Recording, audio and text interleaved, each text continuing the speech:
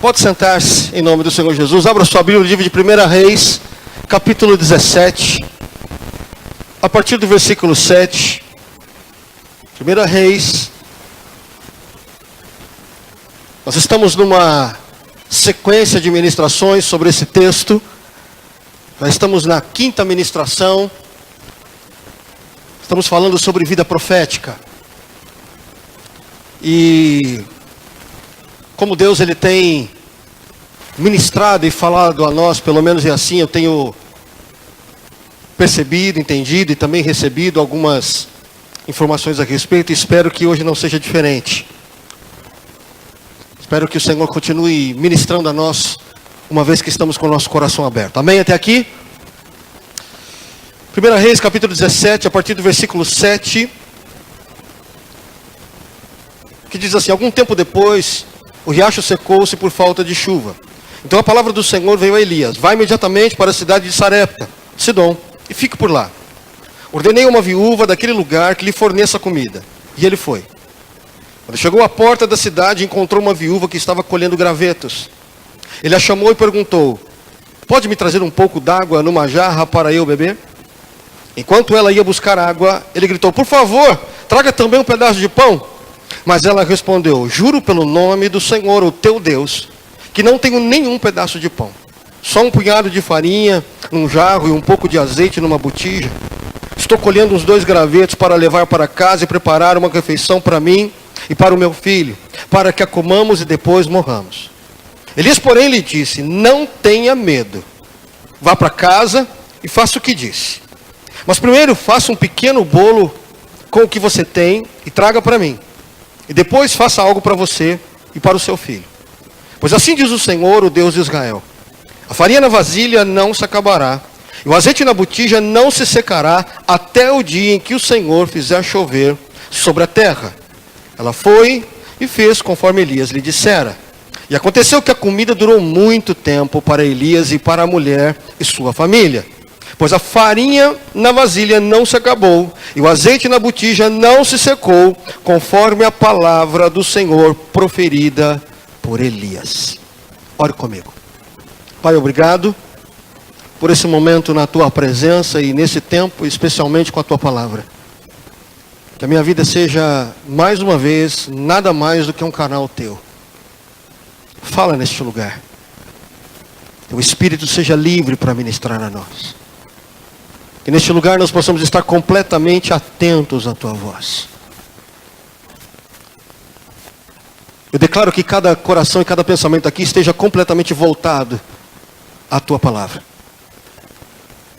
Eu repreendo deste lugar qualquer ação demoníaca que tente roubar a semente da tua palavra sobre as nossas vidas. Eu declaro cada vida completamente focada na tua voz. E permita que enquanto a tua palavra estiver sendo ministrada, o Senhor estenda as tuas mãos com sinais e prodígios neste lugar. No nome santo de Jesus. Amém. Amém? Amém, igreja? Amém. Eu espero que a vida de Elias possa estar nos ensinando nesses dias. Esperamos que esta série de ministrações possa nos fazer sair de nosso estado morno, ou de possível estado estático, para uma postura de atitude, de reação e ação em Deus. Nós estamos falando aqui de um momento onde há um outro teste para Elias. E diz respeito a ele ser sustentado, porém de forma surpreendente outra vez. Uma mulher que beira a morte por causa da fome, tem o desafio de ajudar o profeta. Eu fico imaginando o que possivelmente permeia a cabeça do profeta quando ele lida com uma mulher viúva, sem comida direito e ainda com um filho para criar, pensando como é que essa mulher pode me sustentar. Falando um pouquinho sobre a nossa visão de mundo, nós precisamos lembrar que estamos sendo levantados por Deus como igreja, também como profetas sobre esta terra. Nós podemos e devemos intervir neste mundo escuro e hostil com muito amor, amor poderoso, ousado da parte de Deus. Somos levantados por Deus para profetizar as circunstâncias Somos levantados por Deus para profetizar nesses tempos. Somos levantados por Deus para profetizar as pessoas que Deus nos coloca. Isso significa uma vida de fé. Nós não podemos olhar e viver por circunstâncias. Por isso nós profetizamos as circunstâncias. Nós não podemos olhar e viver pelos tempos em que estamos. Por isso nós nos levantamos e profetizamos com fé nesses tempos. Nós não podemos aceitar o que anda acontecendo às pessoas sem Deus. Por isso nós nos levantamos, profetizamos e ministramos a essas pessoas. E acontece que enquanto fazemos isto, enquanto nos dispomos como profetas de Deus sobre esta terra, somos aperfeiçoados, somos aprimorados. Estou dizendo que os nossos sentidos, a nossa vida sobre essa terra, ela vai passar por ajustes, testes. O que vemos, o que sentimos, o que ouvimos, o que comemos, como vestimos, o que faz parte da nossa visão de mundo, pode e deverá ser alterado. A gente precisa definitivamente sair desse estado religioso para uma vida de fato de filhos de Deus, crentes no Senhor Jesus. Devemos passar de simpatizantes da fé, frequentadores de um culto, para pessoas de atitude. Pessoas de fé, fé real, fé ativa, atuante. Pessoas que dependem completamente de Deus em todo o tempo. Aonde quer que a gente esteja. Trabalho, em casa, viajando, nadando, jogando bola, conversando. Aonde você estiver, aonde estivermos, precisamos refletir esses profetas que Deus estabeleceu, que sou eu e você. Amém? Amém. Falando um pouquinho sobre impressões.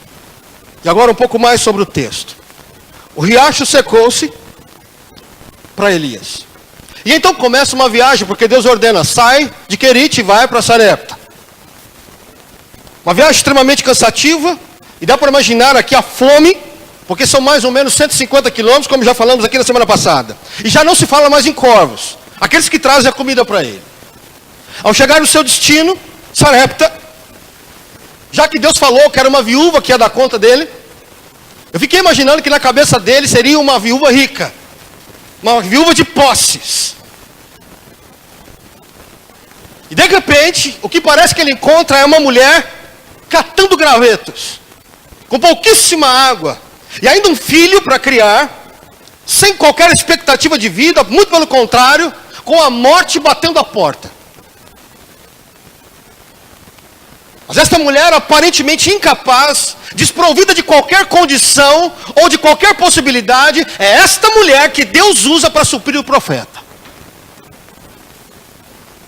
Eu não sei se essa mulher frequentou a escola de profetas da época, mas uma coisa é certa, a meu ver, ela passa por um processo de aprendizado digna de um aprendiz.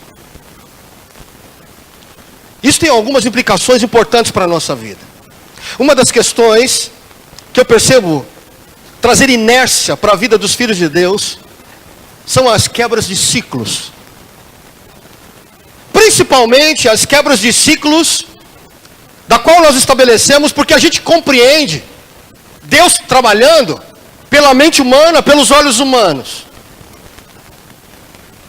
Eu entendo que os planos de Deus, as promessas de Deus andam estagnadas, freadas na vida de muitos filhos de Deus, devido aos critérios que esses filhos de Deus, essas pessoas, têm a respeito das pessoas que Deus vai usar. Aquela situação que a gente olha para alguém e a gente tem um pensamento fixo, inflexível, rotulador, de que Deus ele vai usar alguém para falar comigo e essa pessoa só pode ser A e B, porque se for C e D eu não recebo. E isso quando nós não somos surpreendidos por algumas falas que parecem extremamente absurdas, né? As coisas pioram quando pessoas sem fama, sem aquela fama de homem de Deus, de mulher de Deus, profetizam, declaram uma palavra de Deus sobre a nossa vida, que humanamente falando parece que não tem sentido. Você fala assim, a gente desdenha. Queridos, é natural que desejemos receber palavras de pessoas com credibilidade. Se eu recebesse uma palavra profética de grandes, dos chamados homens de Deus, dos famosos, dos poderosos, dos grandes solicitados, dos chamados ungidos, daqueles que têm ministério profético, que bênção que seria, né? Aliás, é impressionante a necessidade existente em muitos filhos de Deus, precisando que o homem de Deus coloque a mão sobre ele. Só o pastor ora por mim. Somente o ungido de Deus é que põe a mão sobre mim. Só quem tem ministério profético é que eu deixo falar sobre mim. Então vamos aprender algumas coisas aqui esta noite. Primeiro, de fato, não é qualquer pessoa que deve ficar colocando a mão sobre a sua cabeça, orando e profetizando. Amém? Não é simplesmente porque profetiza que você se rende a essa pessoa com total credibilidade. Não é assim que funciona. Mas sendo assim, meu querido, a minha postura é de me colocar em alerta quando alguém tem uma palavra profética sobre a minha vida. O que eu quero dizer com essa postura de alerta? Isso aqui não deve soar como uma forma de extremismo, a ponto de eu não aceitar profecias de pessoa alguma. Quando eu falo de alerta, eu estou falando de uma postura de discernimento. Por vezes, eu já recebi palavras proféticas de pessoas que eu nunca vi na minha vida. O que ocorreu é que, veja, uma vez quando a pessoa profetizava algo que não fazia sentido, pelo menos naquele momento, o que me resta, e a minha postura, conforme eu aprendi, é: se você não faz sentido a profecia que lhe foi dada, simplesmente aguarde, espera. Você está aqui ainda? Caso se cumpra, é de Deus, e aquela pessoa então passa, ou começa a ter a sua confiança como um profeta. Se aquela palavra foi dada e não se cumpriu, talvez essa pessoa tenha se enganado. Foi uma profecia como resultado das emoções. E aqui tem mais um ensino para nós. Você sabia que quem está no aprendizado do ministério profético, quem se levanta para falar em nome de Deus como profeta, pode errar na profecia? Não, pastor, não é possível. É possível sim. Então cuidado. Porque alguém pode profetizar dizendo que é de Deus e são só emoções dela. Mas ainda assim, escuta aqui, olha para mim. Olha para mim. Ainda assim você não deve negligenciar essa pessoa. Porque ela pode estar num aprendizado.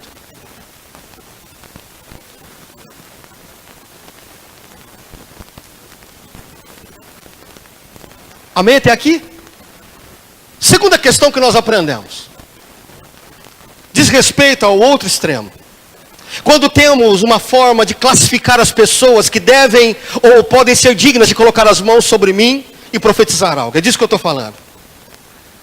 É impressionante como a gente tem a tendência rápida de não dar crédito às pessoas que não confiamos. Mas aí eu te pergunto, quem foi que disse que Deus só usa as pessoas da sua confiança?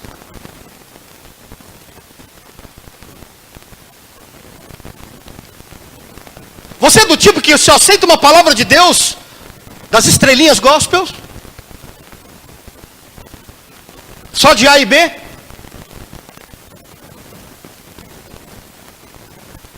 Eu tenho receio desse critério que usamos para duvidar ou sequer para julgar a profecia. Escute, biblicamente eu tenho a obrigação de julgar as profecias. Toda palavra profética que me é dada, eu tenho que julgar. Mas por vezes, ao invés de nós julgarmos a profecia, infelizmente nós julgamos o profeta. Por quê? Por causa das suas roupas, por causa da sua simplicidade, por conta da sua falta de cultura. E quando a gente classifica essa pessoa pelo seu estado externo, a gente fala assim, não é possível que daí saia alguma coisa boa. Então deixa eu te dizer uma coisa, cuidado, para você não perder o próximo período de bênção, de um ciclo de Deus na tua vida. Cuidado para você não perder uma oportunidade que Deus está te dando de ouvir a palavra dele, entregue por um profeta, ainda que você nunca o tenha visto. Ainda que ele seja uma pessoa simples, que nem sabe falar direito. 1 Coríntios 1:27 diz assim, olha, para envergonhar os sábios, Deus escolheu aquilo que o mundo acha que é loucura. E para envergonhar os poderosos, ele escolheu o que o mundo acha fraco.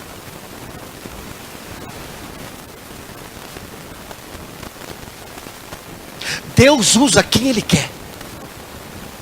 Quem ele quer.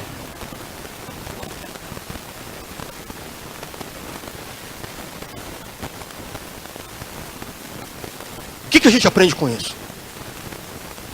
A gente precisa aprender que são as coisas e as pessoas mais simples e modestas desta vida que nos preparam para as grandes questões de Deus para nós. Eu vou repetir para você.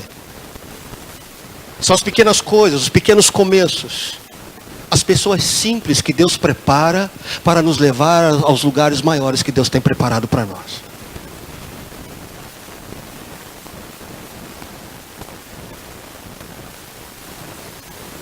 Eu vim de um lugar e cresci num lugar onde mulheres e homens, praticamente analfabetos, que não sabem ler a Bíblia, mas que quando botava o seu joelho no chão, meu querido, quando a pessoa endemoniada passava pela porta da igreja, assim ó, se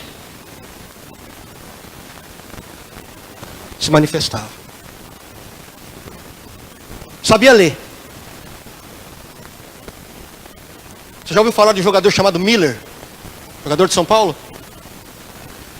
A esposa desse jogador, uma certa vez, lá na periferia de São Paulo, foi em busca de uma oração na casa de uma irmã que morava na periferia, literalmente na favela. Pensa num carrão espetacular parado na porta de uma favela. Das duas, uma, né? Deve ser droga isso aí. E não. Era uma mulher desesperada, buscando pela reconciliação do seu casamento. Como uma mulher simples. Cuidado com essa visão classificatória que a gente tem de olhar para as pessoas e dizer assim, daí não sai nada. Cuidado, cuidado. Deus usa as coisas fracas e simples para confundir as fortes e grandes. Está aqui ainda? Segunda coisa que nós aprendemos sobre escrituras e profecias. Essa próxima situação, ela diz respeito a aprender a julgar a profecia. E de alguma forma esta mulher reconheceu Elias como homem de Deus e reconheceu a palavra de Deus na boca dele. Isso significa que nos dias atuais a profecia, ela precisa seguir um critério e jamais deixá-lo de lado. Isso aqui, meu querido, você não pode abrir mão em hipótese alguma. Qual é? A profecia, ela precisa ter sempre a ver com a palavra de Deus. Uma palavra profética entregue à sua vida, que não tenha nada a ver com a Bíblia, anule imediatamente. Imediatamente. Se não estiver de acordo, em sintonia com os princípios bíblicos, descarte. É uma falsa profecia. Antes que você acabe crendo em mentiras. Como eu já disse neste lugar, toda a igreja, uma vez comprometida com o Senhor, está apta a profetizar. E eu tenho me dado conta por esses últimos tempos, que uma das maiores figuras de referência numa igreja, querendo ou não, acaba se tornando a figura do líder, ou do pastor, ou enfim, daquele que dirige a igreja. E o pastor, querendo ou não, nessa condição de profeta, como estamos aprendendo, ele acaba sendo, de alguma forma, um profeta sobre a igreja. Tudo bem até aqui? É. E eu tenho me perguntado por que é que as pessoas têm tido tanta dificuldade de ouvir os seus líderes. De ouvir a palavra que sai da boca deste homem ou desta mulher usada por Deus sobre a vida da igreja. Talvez porque a figura pastoral ela anda manchada, maculada em função de alguns pastores que caminham contrário às Escrituras, e isso tem trazido, infelizmente, uma crescente desconfiança sobre a figura pastoral. Fato. Parece que a postura errada de alguns pastores resvalam sobre aqueles que são fiéis, íntegros, aliançados com o reino de Deus, infelizmente. Mas deixe-me te dizer uma coisa. Essa generalização de pastores como pessoas desconfiáveis tem gerado um batalhão de ministros cansados, esgotados. Você sabia disso?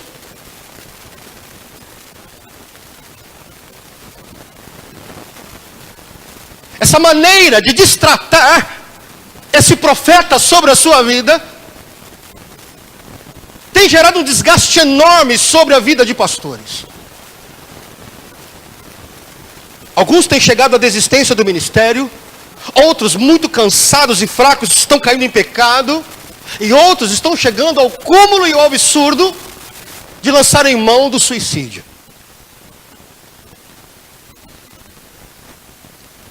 Eu tenho me dado conta a facilidade com que filhos de Deus têm saído por aí com falsas informações, denegrindo a vida de pastores, sem realmente sentar para saber como anda a vida do seu líder.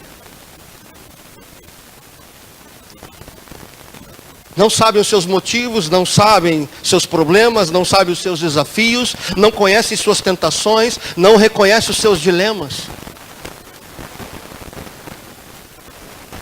Com muita facilidade estão saindo por aí, porque falou, né, pastor é tal, porque pastor é assado, porque pastor é cozido, porque aquela igreja é assim, porque é assim, e assim vai.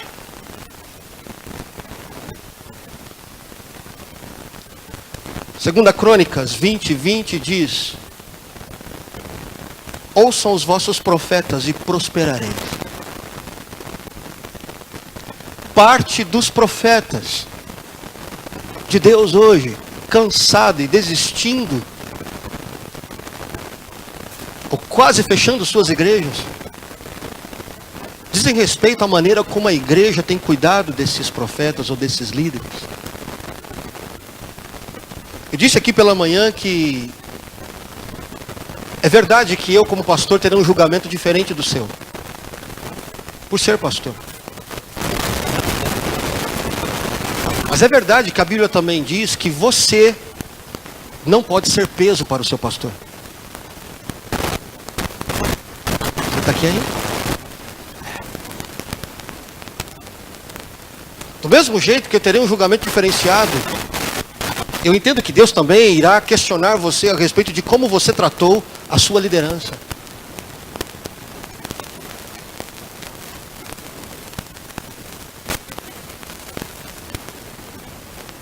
Deixa-me te dizer uma coisa. As pessoas que estão aqui em cima ministrando sobre a tua vida, seja aqui ou em tantos outros lugares, são pessoas limitadas, tão dependentes da graça de Deus quanto você. Se cansam, se desgastam, tem dilemas, sofre tentações, tem problemas.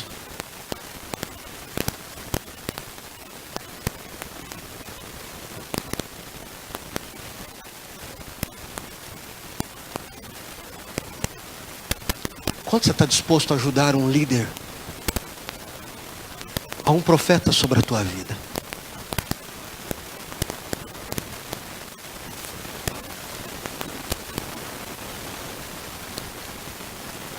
Posso dizer com muita tranquilidade que vivencio hoje, enquanto pastor, enquanto chamado, é fruto de pastores sobre a minha vida. Primeira vez que eu falei com um pastor, Deus foi muito claro comigo. Deus falou para mim assim: olha aqui, volta lá, vai dar conta daquilo que você fez. A igreja onde eu cresci era uma igreja simples, muito simples. Muito simples. Meu pastor trabalhava o dia inteiro como mestre de obra. Chamava Edson de Souza, hoje já está no Senhor. Homem de Deus. Mas simples. E um dia eu tomei a atitude de desprezar a vida dele.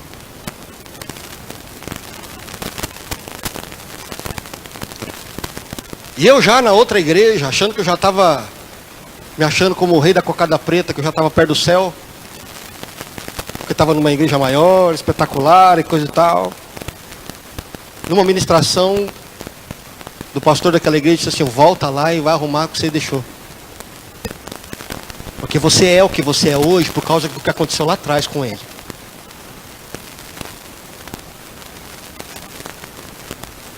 Eu não sei porque estou me detendo nisso aqui. Então deixe-me te dizer algo esta noite. Aprenda a cuidar dos seus líderes.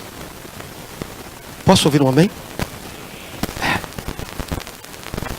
Antes de você tomar a atitude de falar qualquer coisa sobre a vida dos pastores deste lugar ou de qualquer outro lugar, sente-se com ele e vá conversar sobre a situação.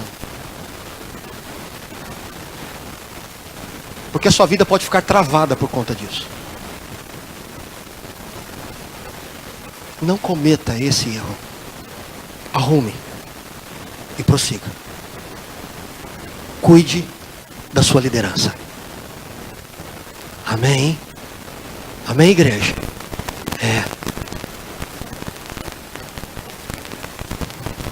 Falando das impossibilidades. Quando percebemos Elias olhando para aquela mulher, sabendo que Deus disse que ela é quem o sustentaria. Mas de repente Elias vê aquela mulher pegando gravetos, a caminho de fazer a última refeição. Eu fiquei me perguntando, como é que esse homem lida com isso?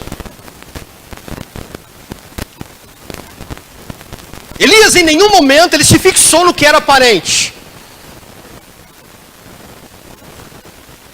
É impressionante assim que Deus fala assim só para Elias: olha, você simplesmente vai sair de Querite, vai para lá, para Sarepta, e lá tem uma viúva que vai cuidar de você.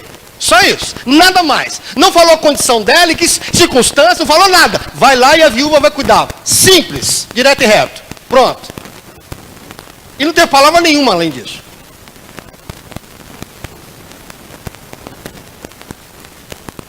Quando ele chega, ele encontra essa mulher nesse estado. Com dificuldade de água, com dificuldade de comida. E eu fiquei imaginando, presta atenção aqui comigo. Vamos lá. Qualquer homem sensível, olhando para essa mulher que não tinha nada para dar, estava à beira da morte, fazendo a última refeição, só esperando a morte chegar. Que homem comeria alguma coisa dessa mulher? Cá para nós. Não vou pegar nada dela. Meu Deus, ela não tem nada, eu vou tirar o que ela tem? Misericórdia. Não seria uma postura sensível? Sim ou não? Sim. A grande questão, caso Elias pensasse com sensibilidade, esse pensamento poderia colocar a perder todo o plano de Deus estabelecido para a vida de Elias. Em outras palavras, se Elias reagisse com sensibilidade e não com fé, ele quebraria um ciclo de Deus na vida dele.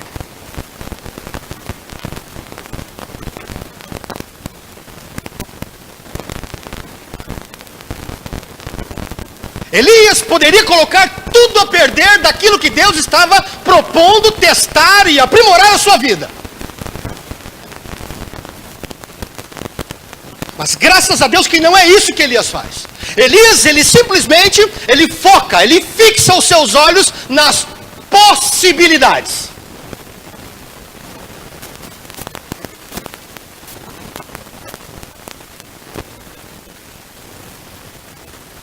Por ter fé em Deus e colocar o seu foco nas possibilidades, ele parece pedir algo absurdo. Que no primeiro momento parece egocêntrico. Água e pão primeiro para mim, depois para vocês.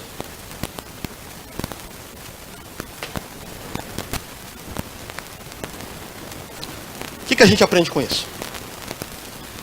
Quando falamos de olhos, estamos falando de fé. Fé é uma maneira de olhar o invisível. Isso significa que tempos de escassez, escute, é tempo de contarmos e usarmos e lançarmos mão da fé. É olharmos para as impossibilidades e declarar e crer e confiar que as possibilidades prevalecerão. Não importa quão difícil possa ser. Eu pergunto para você esta noite, aonde anda o teu foco? Aonde anda você colocando os teus olhos? Com toda a dificuldade que tem aparecido na tua vida, aonde você tem colocado o teu olhar?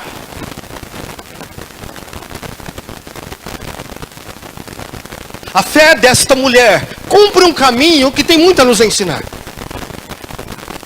Ela acredita na palavra dada por Deus, ela obedece a palavra de Deus e ela confia na palavra de Deus.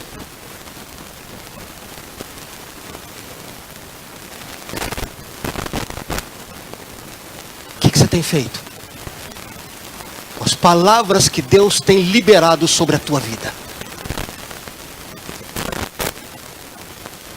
O que você tem feito com as palavras que Deus tem liberado sobre a tua família?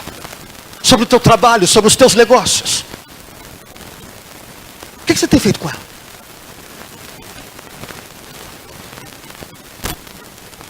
Pastor, eu já desisti, não há mais possibilidades. Eu olho e está tudo fechado, não tem jeito. A Bíblia diz que Elias, meu querido, ao invés de ser sensível, ele resolveu focar nas possibilidades.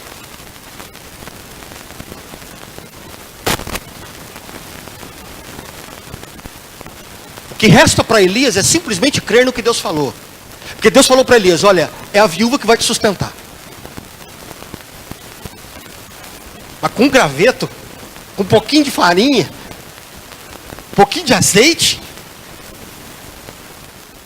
Quem falou que a viúva vai sustentar? Quem falou, irmãos? Então vai.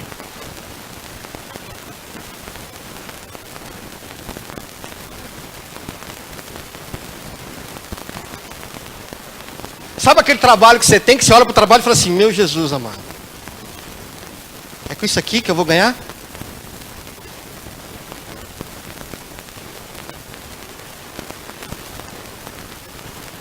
Aquela pessoa que veio para te ajudar, Senhor, essa criatura que o Senhor pôs do meu lado para me ajudar?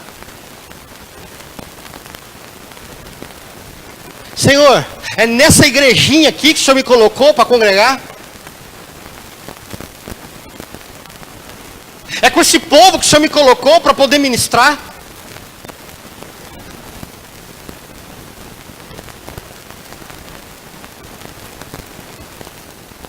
Onde é que está o teu foco? Nas impossibilidades ou nas possibilidades? Porque se Deus falou que a viúva vai te sustentar, ela vai te sustentar. Deus não mente. Amém? Amém? É, pastor, está difícil hoje. Por último, eu quero falar sobre ser próspero para fechar. Essa mulher, ela faz algo que choca, né? Pouquíssima água, quase nada de azeite, quase nada de farinha, esperando a morte chegar. Ela tinha duas posturas. Quer saber de uma coisa? Ou quem é você? Ah, eu sou o homem de Deus, Elias. Quero nem saber quem você é. Problema seu. Eu quero vou aqui comer, porque a única coisa que eu tenho, eu vou cuidar do meu filho, não vou cuidar de você. Não sei nem quem você é, chegou agora. Mas podia ser uma postura dela.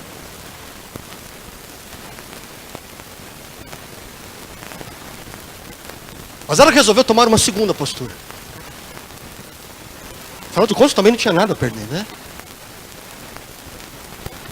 Entre esperar a morte e a possibilidade de um milagre, Por que não esperar a possibilidade de um milagre? Ela entrega tudo que tem a esse homem, até então desconhecido para ela. Baseado no quê? Só pode ser uma coisa: fé. E ela não hesita quando o profeta fala para ela em definitivo: olha, primeiro você vai lá, faz um bolo para mim, traz água para mim, depois é para você.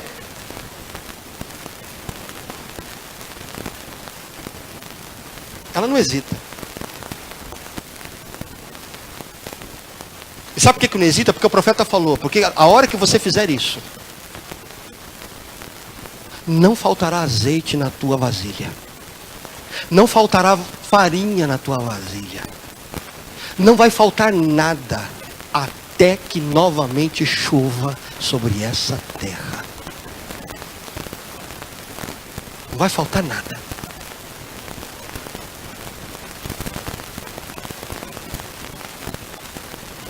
O que me chama a atenção é que tudo aquilo que tinha, que aquela mulher tinha, que era escasso, pouco, quase nada, tornou-se o motivo da prosperidade.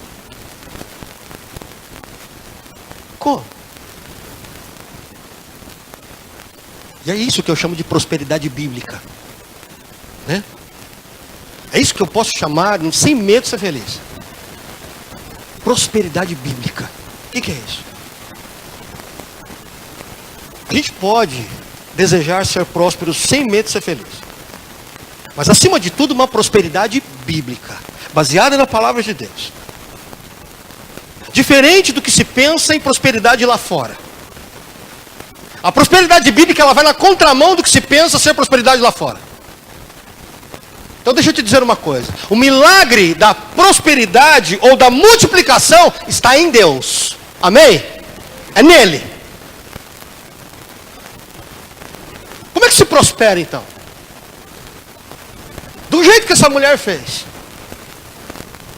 Não se prospera segurando, prospera-se dando. Lá fora diz assim sobre prosperidade para nós: ame o dinheiro. A Bíblia diz para nós: ame a Deus. Lá fora, para a gente prosperar, diz o seguinte: olha, deixe o dinheiro te possuir, ame o dinheiro, se envolva com o dinheiro. A Bíblia diz o seguinte: ame somente ao Senhor o teu Deus.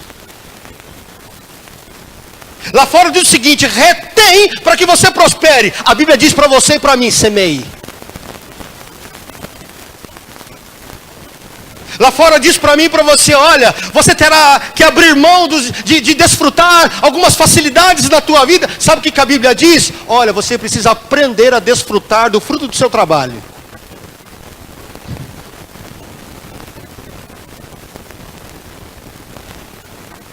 Para mim é estranho, as pessoas que falam sobre prosperidade, elas não conseguem fazer nada com o dinheiro delas, a não ser guardar.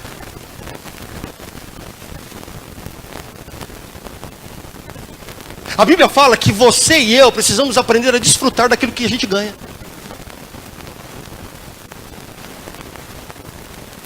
Você está aqui ainda? O que eu estou querendo dizer para você é o seguinte: você já parou para pensar que é muito importante, ao invés de você guardar, pegar uma parte do seu dinheiro e sair um pouquinho com a tua família?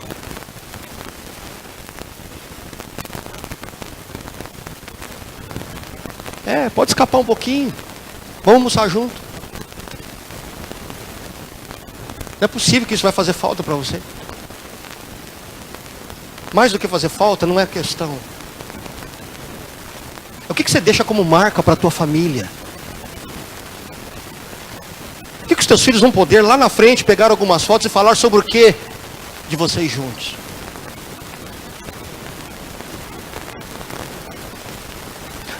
Não, mas preciso guardar, pastor. Tem que guardar, tem que guardar, tem que guardar. Pelo amor de Deus, você tem que aprender a desfrutar de parte daquilo que você está ganhando.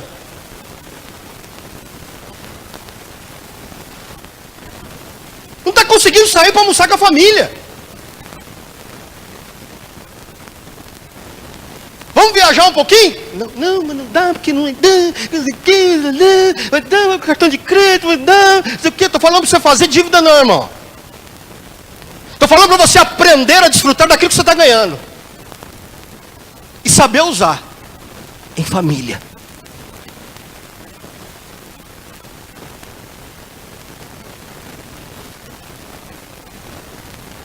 Eu tenho quase certeza que o dia que você chegar para o teu cônjuge e falar assim, vamos fazer uma viagem de cruzeiro?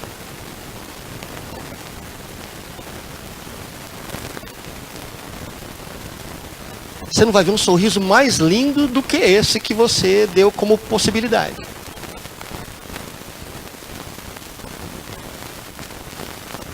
As irmãs dizem amém?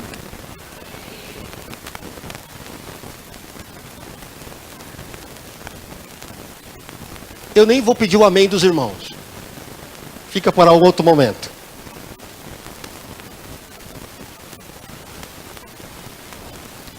Qual foi a última vez que você saiu com o teu cônjuge, só você e o teu parceiro para poder estar junto? Qual é o momento que você registrou nesse momento tão próximo e tão perto, só teu?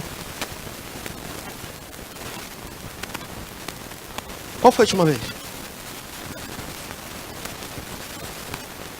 Não, tem que guardar, tem que guardar, tem que guardar, tem que guardar. Vai guardando, irmão. Vai guardando. Porque a Bíblia diz que você não sabe o dia de amanhã. E se você não levantar amanhã, bau, filho. Porque quem vai desfrutar dessa grana não é você.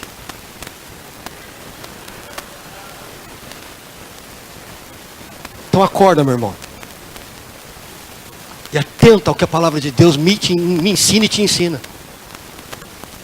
Pastor, não tem grana para fazer cruzeiro. Não precisa fazer cruzeiro, irmão. Vamos dar a volta na praça, mas vamos junto. Mas vamos junto. Vamos tomar um sorvete junto.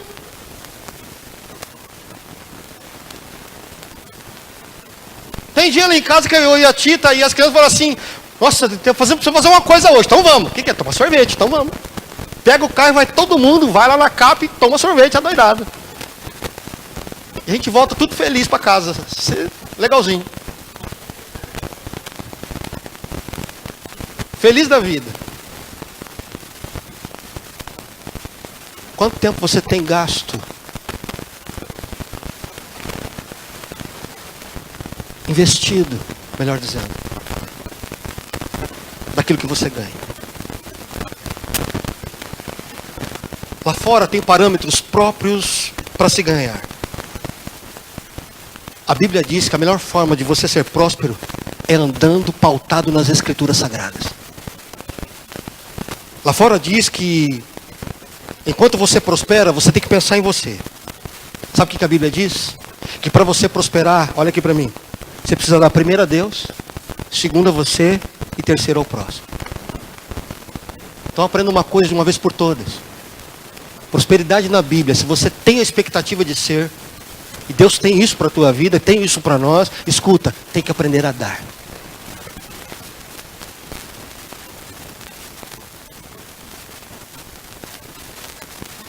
A palavra de Deus para essa mulher foi a seguinte: assim que você na verdade obedecer à voz de Deus para me dar, você terá multiplicado. Prosperidade bíblica você dá, não retém. Não há nada de errado você guardar, poupar, planejar, tudo isso é de Deus para a nossa vida. Mas quer aprender a prosperidade que te abençoa? Libere-se. Ouça a voz de Deus sobre a tua vida. Amém? Fique de pé em nome do Senhor Jesus.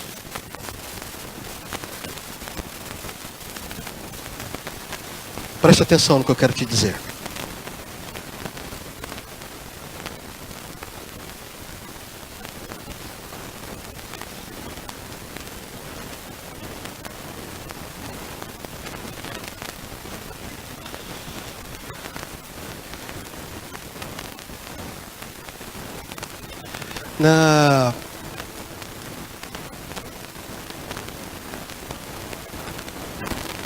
Alguns anos atrás,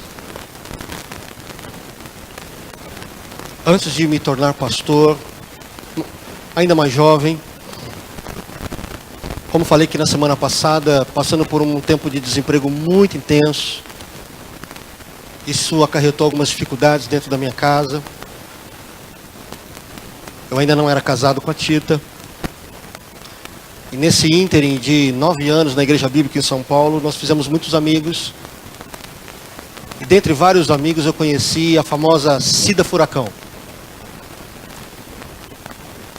E a Cida sempre foi uma grande amiga. E nós sempre partilhávamos muito de ideias muito semelhantes, porque passávamos quase que pelas mesmas necessidades. E por conta dessa amizade,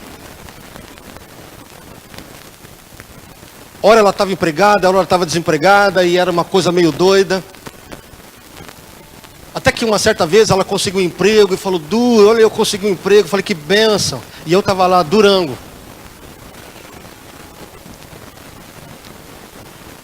E no primeiro mês de trabalho dela, quando ela recebeu a cesta básica, sabendo da minha dificuldade, ela veio para mim e disse assim: Du, depois de muita oração e falar com Deus, eu fiz isso como um voto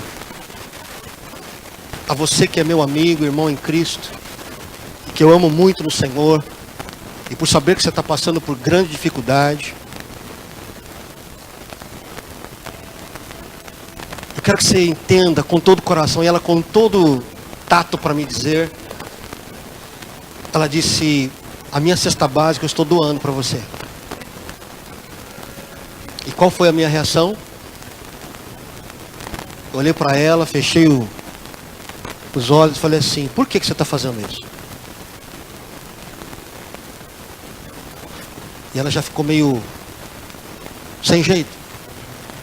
Falou: Du, não me leve a mal. Eu só quero te abençoar.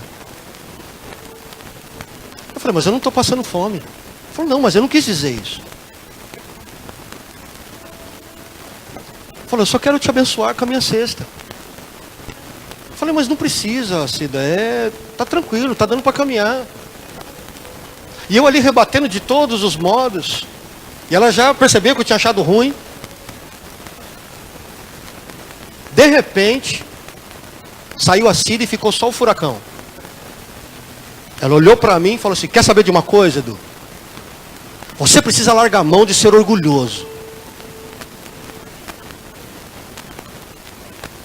E quero te adiantar, você está perdendo algo que Deus está dando para a sua vida. Aí fui eu que abaixei a bola.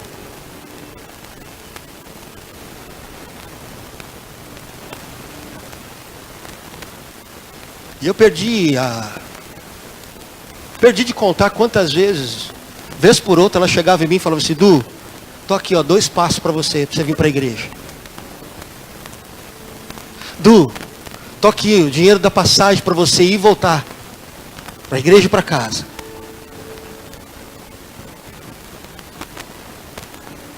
Perdi as contas de quantas vezes ela fez isso. Mas nesse dia eu senti o meu orgulho literalmente ferido. Eu falei: não. E ela falou: sim. Porque é Deus que me manda dar isso a você. Se você não quiser, não tem nenhum problema. Mas quero dizer que você não está recebendo o que Deus mandou. Foi quando eu baixei minha bola e falei: já entendi.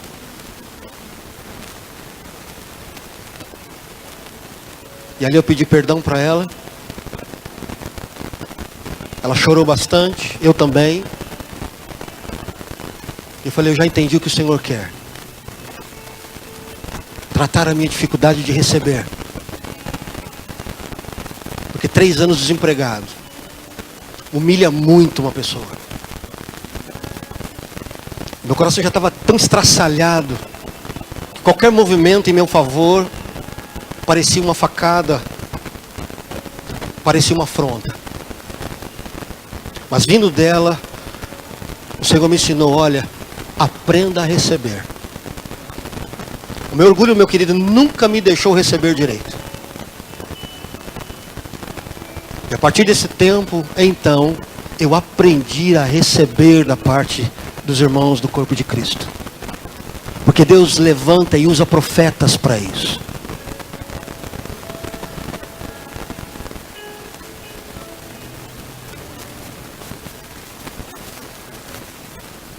É difícil dar quando tem pouco?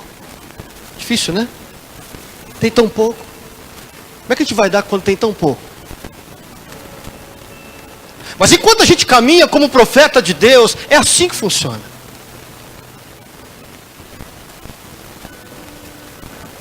Se você ouvir a voz de Deus no teu ouvido, lá no teu coração dizendo, olha, reparta o que você tem. Querido, não hesite. Obedeça a voz do Senhor. Porque isso só trará prosperidade sobre a tua vida. É assim que a gente abre as portas para a nossa vida. Amém?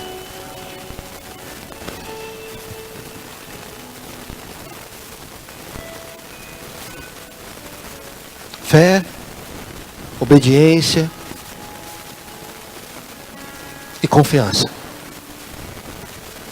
É o que Elias e essa mulher nos ensina esta noite. Tempo de olhar para as possibilidades.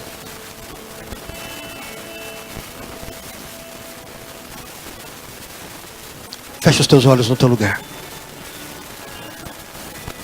Fale com o Senhor. Não menospreze os pequenos começos.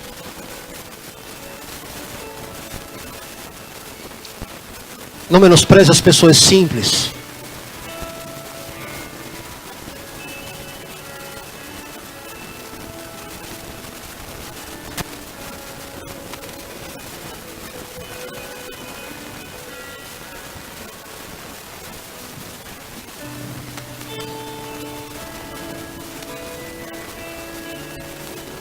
Eu oro esta noite, Pai, pedindo ao Senhor que através do Teu Espírito Santo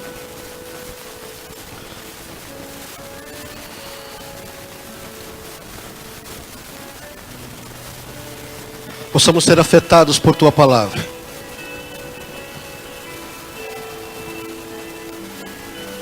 Se há alguém aqui esta noite que passa por escassez em alguma área da vida,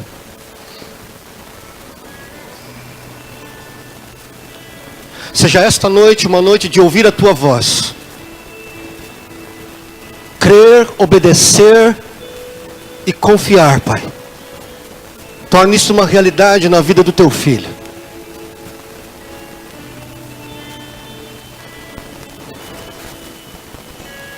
Nós declaramos prosperidade sobre a vida da Tua igreja.